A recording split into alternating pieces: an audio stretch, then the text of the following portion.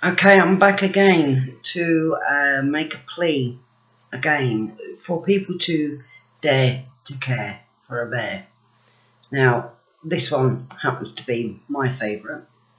This covers Rochdale, and as I've said to you before, towns where this is happening across the country, you can have whatever town you choose. These bears are not just for sponsor anymore, they are now for sale. There will also, hopefully, there will be soon mugs that will be available for people to purchase. So we have this one here. This particular one of mine says Rochdale across it. Over here we have Rotherham. Okay, these are all made by Mumbles, which is a really, really good make. So which is why they're quite expensive, because we didn't want cheap material. We wanted good, solid material. On this one here we have Telford, again with the tag on, made by Mumbles, wearing his beautiful, beautiful bow.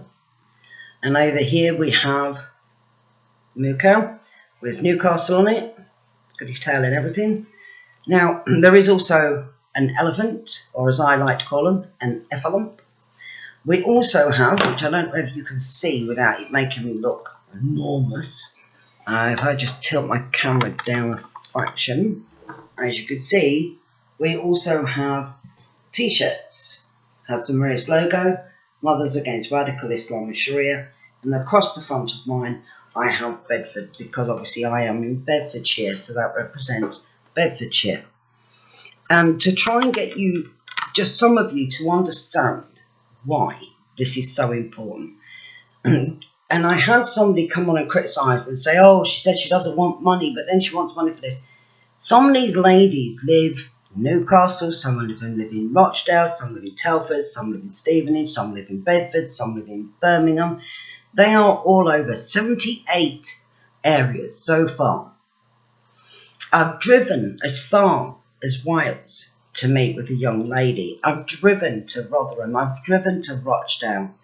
I've even had to, unfortunately, get myself into quite a large sum of debt in order to protect myself, because I was removing a young lady from a situation, and my car was photographed. And obviously I do get death threats, I do get rape threats, and I have children, and at the end of the day, children burn. But both of my children fully support what I'm doing. Both of my children are very, very proud of what I do. The person who I'm now in a relationship has been here when I've had to take phone calls.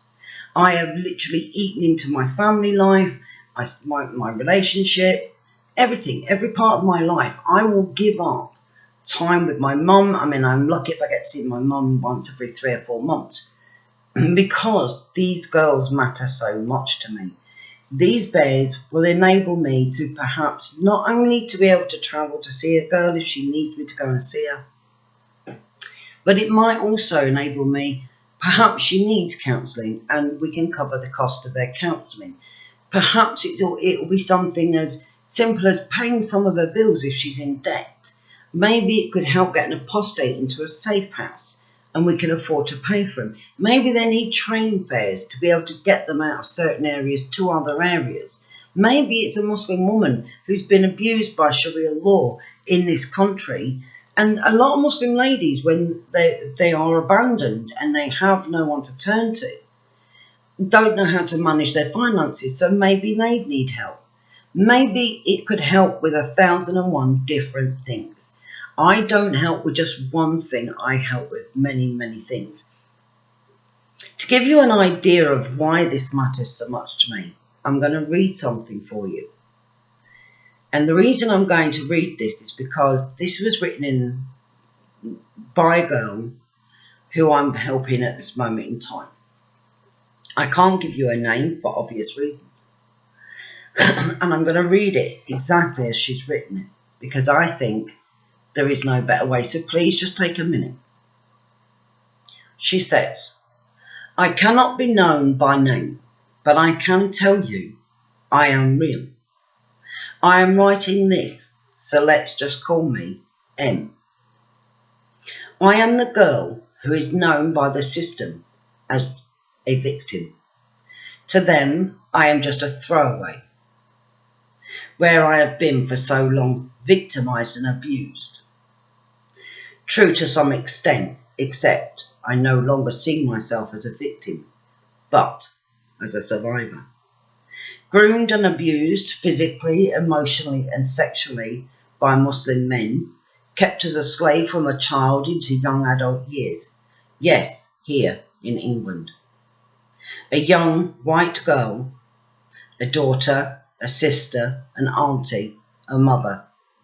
Although they did not succeed in killing me, they have ruined many lives. The women involved, their sons, their daughters. A vicious cycle for what? Their own selfish gains of enjoying abusing young, vulnerable girls. I wish for no one to suffer the way I've had to at the hands of these animals and then the system. Young women, you deserve to have a voice. If you can survive that, you can survive anything.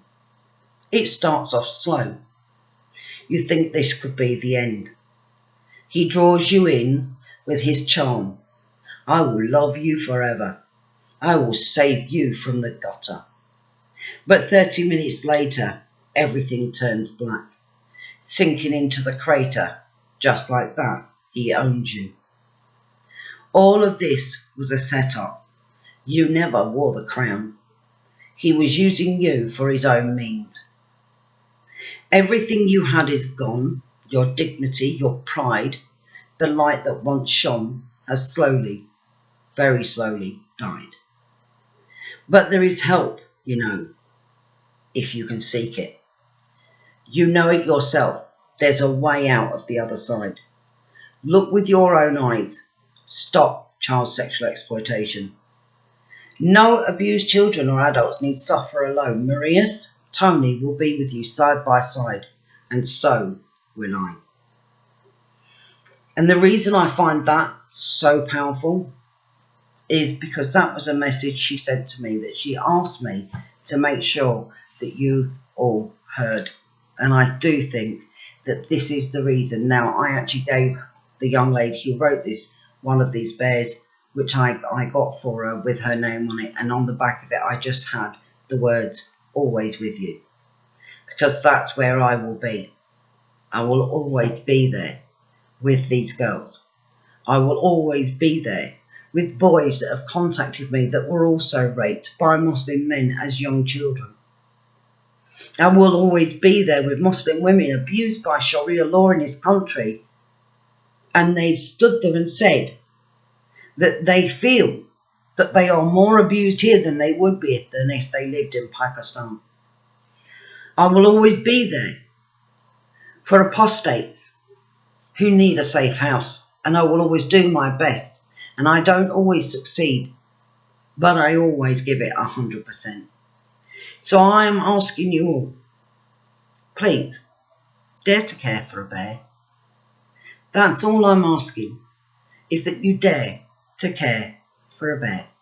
That you dare to take that one small step to possibly making the difference and saving a life. And when you share this video out, I'd like you to please hashtag it. Hashtag dare to care for a bear. Let's make these bears go global and let people, you can not just put, you can sponsor a bear or you can buy a bear. But wouldn't it be great to see people take pictures on their holidays of these bears with them? Something most of these girls and these children have never known is a holiday. They've never known what it is to feel safe, to feel loved. We can give that to them. I can give them all of my time, and I will do so freely because they do matter. Because I dare to care. And I have dared to care for a bear.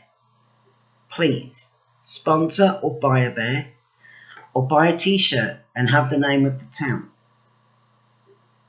or buy a mug once they're up. But please take a minute to see if you can dare to care for a bear. For now, take care, stay safe.